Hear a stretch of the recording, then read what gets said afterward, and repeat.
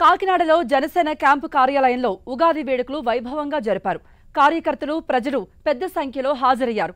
ఉమ్మడి కూటమి అభ్యర్థి పంతం నానాజీని కలిసి శుభాకాంక్షలు తెలిపారు. ఇది క్రోధినామ సంవత్సరం కాదని, రాష్ట్ర ప్రజల సంక్షేమం కోసం నిత్యం పోరాటం చేస్తున్న పవననామ సంవత్సరం అంటున్న పంతం నానాజీతో మా ప్రతినిధి Satish face to face. Ugadi సంబరాలను కాకినాడ జిల్లా కాకినాడ రూరల్ నియోజకవర్గ ఉమ్మడి కూటమి అభ్యర్థి పంతం నానాజీ క్యాంపు కార్యాలయంలో అంగరంగ వైభవంగా అయితే చేసుకున్నారు. ప్రస్తుతానికి పంతం నానాజీ మన దగ్గర ఉన్నారు. వారిని అడిగి మరింత సమాచారం తెలుసుకునే ప్రయత్నం చేద్దాం. చెప్పండి, ఉగాది సంబరాలను ఏ విధంగా జరుపుకుంటున్నారు, అసలు ఏ విధంగా?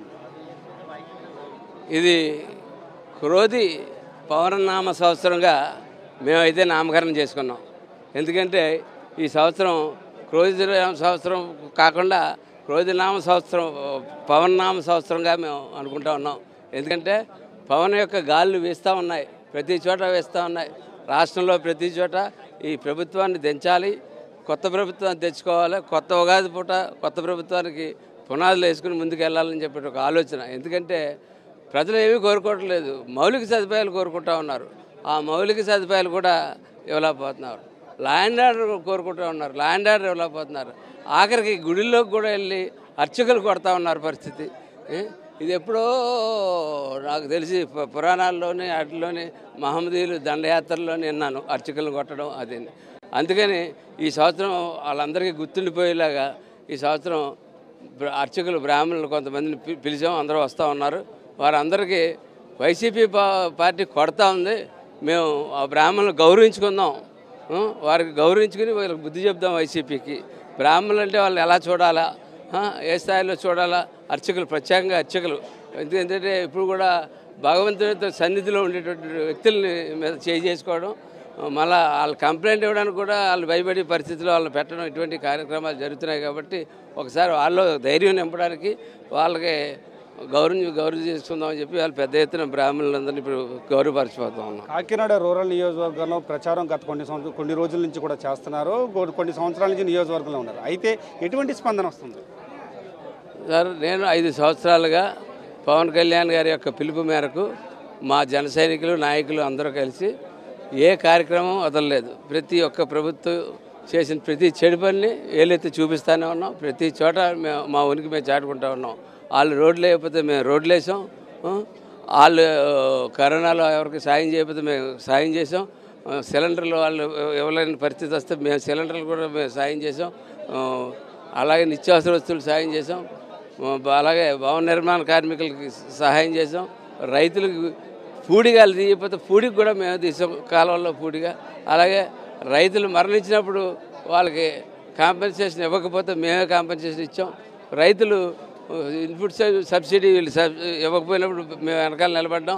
అలాగే రైతులకి ఇన్సూరెన్స్ ల్యాబ్స్ చేసినప్పుడు పోరాడడం, అనేక పోరాటాలు అలా కంటిన్యూస్గా చేస్తా ఉన్నాం. మత్స్యకారుల గురించి పెద్ద ఎత్తున పోరాడడం, ప్రతి చోట కూడా 217 జీవోని రద్దు చేయాలని చెప్పి పెద్ద బహిరంగ సభ, ఊరేగింపు కాకినాడ నుంచి నరసాపురం దాకా పాదయాత్రలు కూడా చేసాం. అనేక రకాలుగా 5 సంవత్సరాలు కంటిన్యూగా చేస్తూనే ఉన్నాం.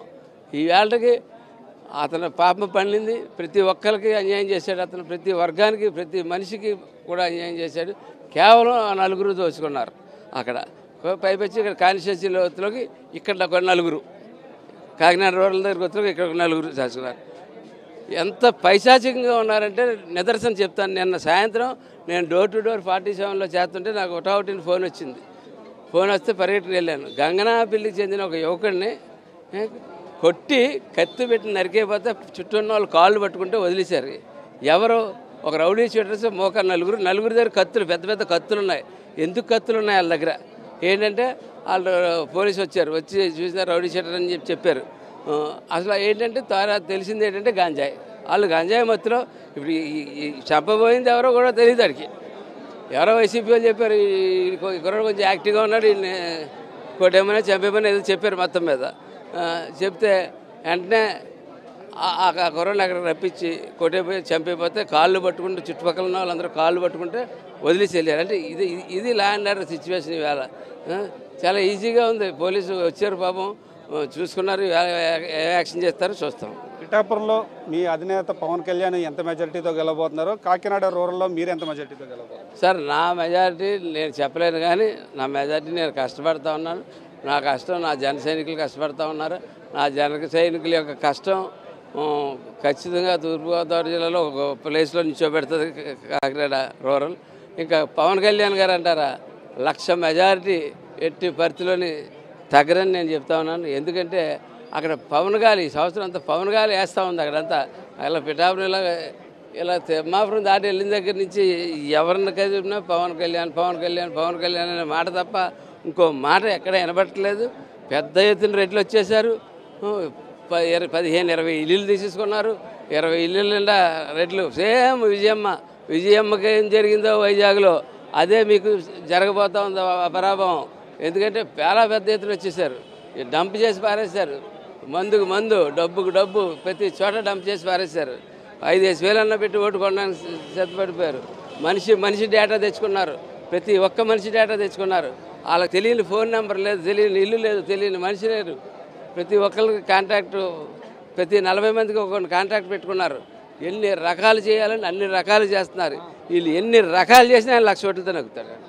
ఈ పరిస్థితి కొత్త సంవత్సరంలో కొత్త ప్రభుత్వం నాలుగైదు మాత్రం పలుకుతున్నారు. అయితే ప్రస్తుతానికి ఇటు పిఠాపురం నియోజకవర్గంలో పవన్ కళ్యాణ్ 1,00,000 ఓట్ల మెజారిటీతో గెలుస్తారు. అదేవిధంగా అంటే పురోహితులను అవమానించిన ప్రభుత్వానికి ఫుల్ స్టాప్ పెట్టి పురోహితులను గౌరవించుకునే ప్రభుత్వానికి అయితే మాత్రం నాంది పలుకుతారని చెప్పి పంతం నానాజీ అయితే చెప్తారు. ఇది ఇక్కడ పరిస్థితి. కెమెరా పర్సన్ చైతన్యతో సతీష్ 10 టీవీ కాకినాడ రూరల్ నుండి.